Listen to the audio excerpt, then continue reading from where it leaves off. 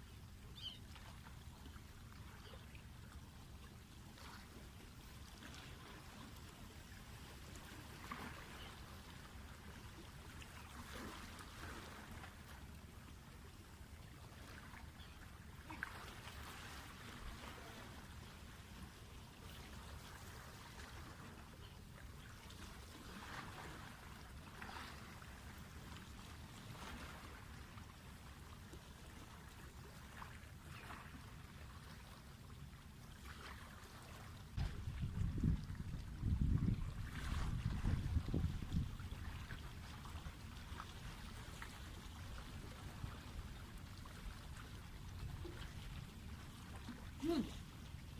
Aray strike. First fish for today. Mga master. Strike na.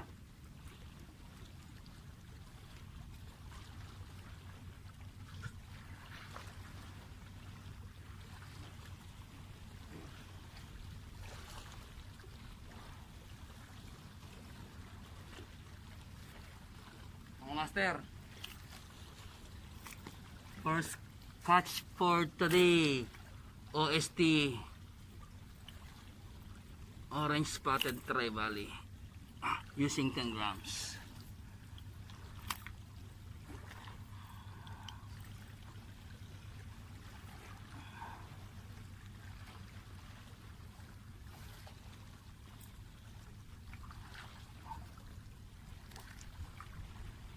Master, small size lang siya. Release tayo, release.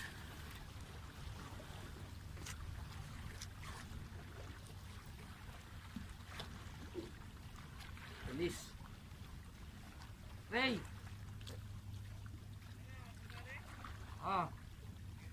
Release. Bye bye. Go. Small size siya mga master. Release tayo. Try ulit natin mag jigs mga master. Medyo mababa na yung tubig ngayon. Isa lang yung strike natin, yung OST Orange Spotted Tri-Valley na i-release natin siya kasi small size. Medyo masyadong mainit na, masakit na sa balat, kaya pack up na tayo mga master. Palipas oras. Enjoy fishing. God bless to you all.